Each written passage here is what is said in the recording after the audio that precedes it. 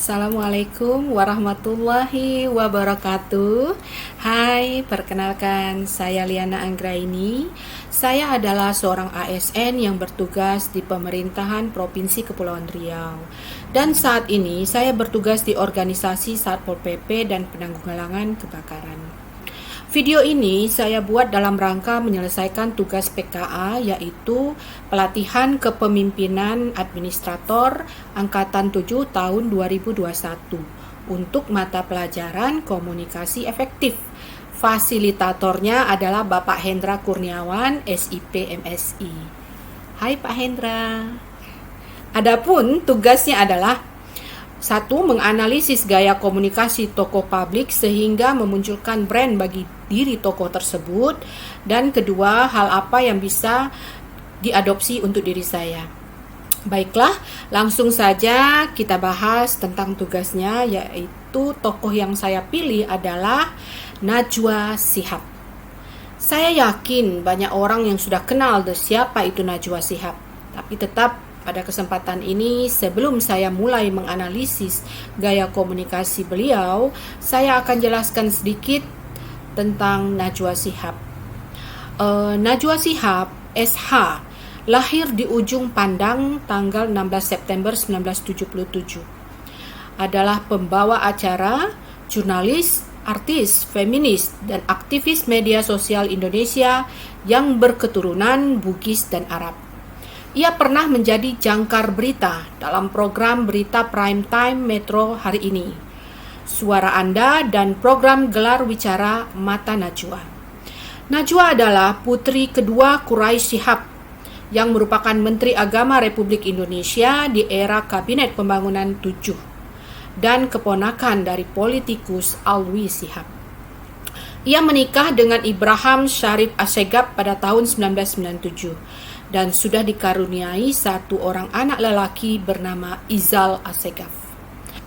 Baik, sekarang kita masuk pada tugas yang diberikan, yaitu analisis gaya komunikasi Najwa Shihab. Gaya komunikasi tiap orang berbeda, tergantung pada sifatnya, lingkungan, pendidikan, dan lain-lain. Yang akan saya analisis dari seorang Najwa Shihab adalah gaya komunikasi ketika menjadi host dalam acara Mata Najwa di Trans 7. Saya secara pribadi sangat suka dengan gaya komunikasi Najwa Shihab karena memiliki karakteristik sendiri. Ada dua catatan saya tentang gaya komunikasi Najwa Shihab. Yang pertama adalah gaya komunikasi verbal, yaitu gaya bicara beliau yang lugas, tajam, berani, tegas, artikulasi yang tepat, jelas apa yang disampaikan, dan seringkali dengan penekanan yang dalam dan berat pada beberapa kata. Mendominasi, terkesan menginterogasi, bahkan kadang-kadang seakan menghakimi, tetapi tetap memperhatikan etika komunikasi. Catatan saya yang kedua dalam gaya komunikasi Najwa Shihab adalah non-verbal. Non-verbal adalah proses komunikasi di mana pesan yang disampaikan tidak menggunakan kata-kata, melainkan bisa dalam bentuk gerak isyarat, bahasa tubuh, ekspresi wajah, kontak mata, penggunaan berbagai simbol, dan lain-lain. Nah, Najwa Shihab seringkali menunjuk-nunjuk narasumber ketika berbicara. Sikap ini sering kita anggap dan nilai kurang sopan. Kemudian dia seringkali mengernyit, seakan-akan meragukan jawaban narasumber dan mengintimidasi supaya memberikan jawaban yang jujur. Kemudian Najwa Shihab juga kerap kali menatap tajam kepada lawan bicaranya. Ketika Najwa menatap tajam ini, seakan-akan menunjukkan dia sedang tertarik dengan apa yang dibicarakan oleh narasumber. Dia juga sering mencondongkan badannya ke depan sambil bertopang dagu, seakan-akan Najwa sedang benar-benar mendengarkan jawaban narasumber. Gaya komunikasi seorang Najwa Shihab tentu saja memiliki berbagai tanggapan, ada yang bersifat positif dan ada juga yang negatif. Efek komunikasinya tentunya berbeda-beda.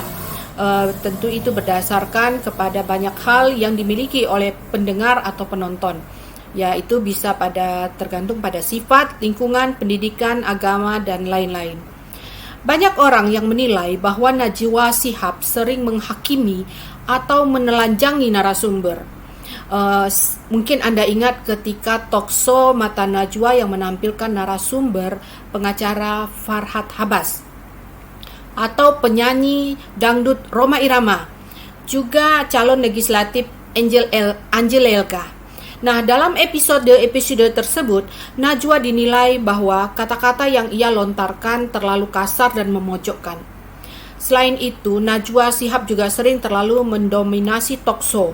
Najwa melontarkan pertanyaan yang panjang lebar, padahal dalam talkshow penonton itu biasanya berharap untuk mendengarkan pendapat dari narasumber. Jadi seharusnya pembawa acara atau host tidak perlu terlalu panjang lebar. Namun, di balik efek negatif atau komentar negatif terkait gaya komunikasi Najwa Shihab, tetap saja program Mata Najwa adalah program talkshow unggulan Metro TV yang mendapat banyak sekali prestasi, pujian, dan rating tinggi. Di balik segala macam kritikan, kesukaan sebagian masyarakat, tetap saja menjadikan seorang Najwa Shihab sebagai tokoh public speaking nasional.